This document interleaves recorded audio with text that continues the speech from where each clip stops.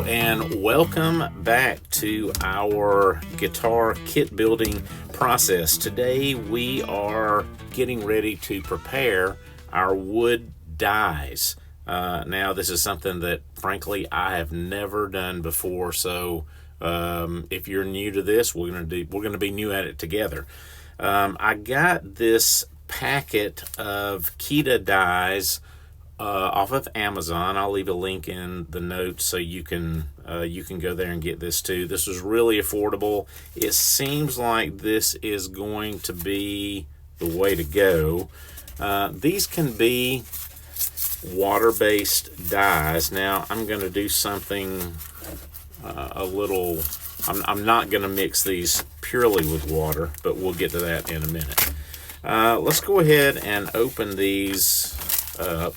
These it looks like this comes with some kind of sample packets here, 5 gram packets. Now let's just do this fairly neatly.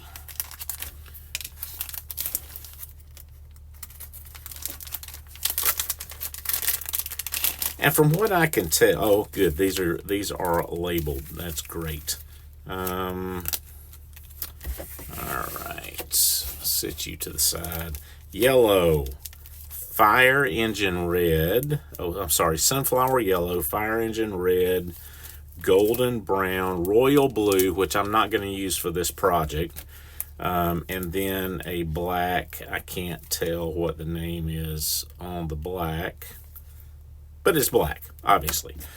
These are the colors that I'm going to be using for our project. Now I am going to mix up 5 different batches, a yellow, red, brown, black, and then we're going to try to have an orange as well. I'm going to use probably a glass mason jar, just because I think this is a really easy way to store this, and it won't get away from us. I won't have to worry about it going bad. It's just a good, solid, secure way to store these. So we will use glass jars to store our stain, and we'll use the glass jar to mix our stain also. We're going to start the process with some water. This is warm water, just right out of the tap, and some isopropyl alcohol. I did get some denatured alcohol, but just FYI, I believe the denatured alcohol probably would be okay, but it appears that the denatured alcohol would be better for the liquid dyes. So I'm not going to chance it. I'm just going to use the isopropyl alcohol. It's just regular alcohol like you get for the bathroom.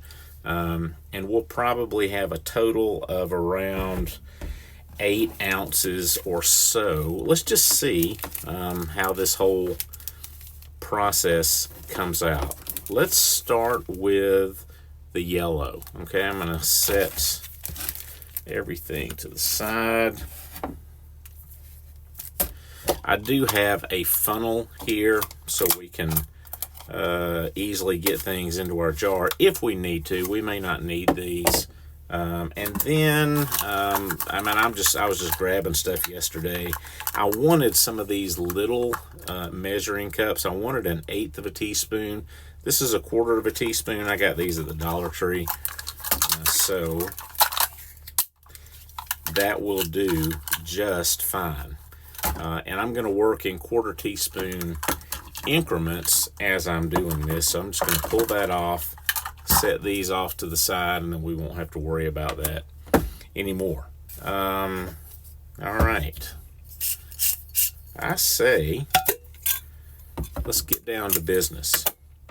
Now, we're going to start with, they say to mix this into about a 1/2 teaspoon of warm water. I don't think it has to be that exact. I'm not going to measure that out.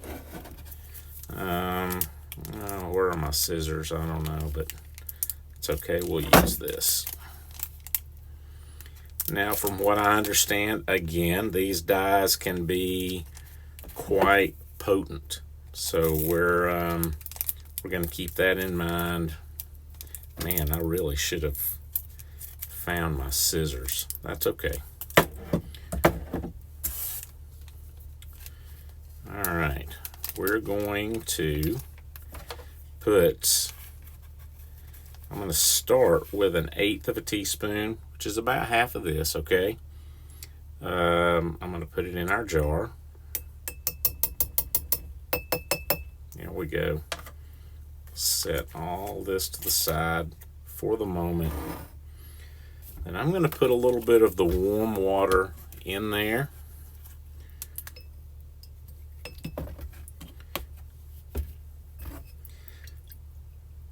And we're just going to start swishing this around.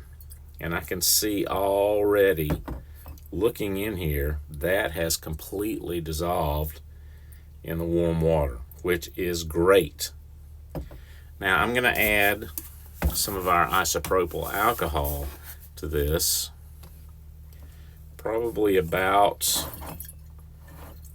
2 ounces.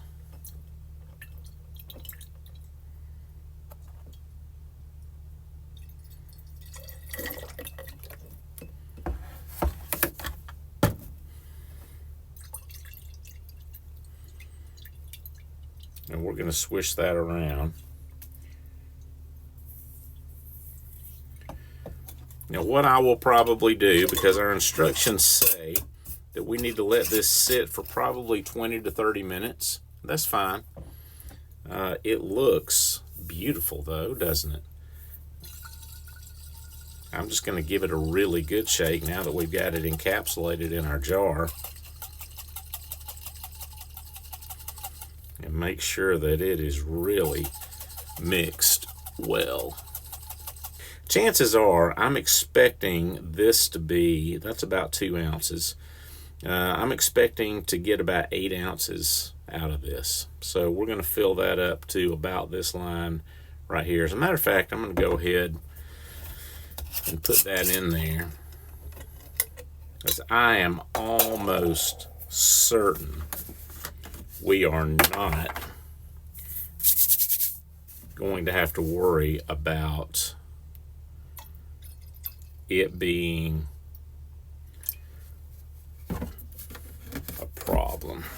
If anything, we may wind up putting more powder in there, and that would be just fine. I want, because we're going to be using this on our DIY guitar, I want a very vibrant color. I don't want a wishy-washy color. I want something to be really, really vibrant. And I am almost positive, just from looking at this, that is exactly what we're about to get here. Wow. It looks really pretty, doesn't it? Okay, KEDA Dyes. Thank you guys for watching. Thank you, KEDA Dye, for making a really convenient product here. And I'm going to mix up the other batches just like this. We'll let them sit for about half an hour. We may come back on another video and do a test, but probably we're just going to jump right in on the guitar. So I'm going to save that for the next video. But if you have any questions about this, please let me know. Please go visit the folks at KEDA and check out their products. I got this on Amazon, as I said, and I'll leave a link to that.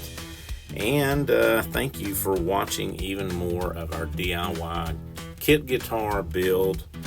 Please hang out with us, like, comment, and subscribe to our channel to follow us through this process. Thank you. Have a great day.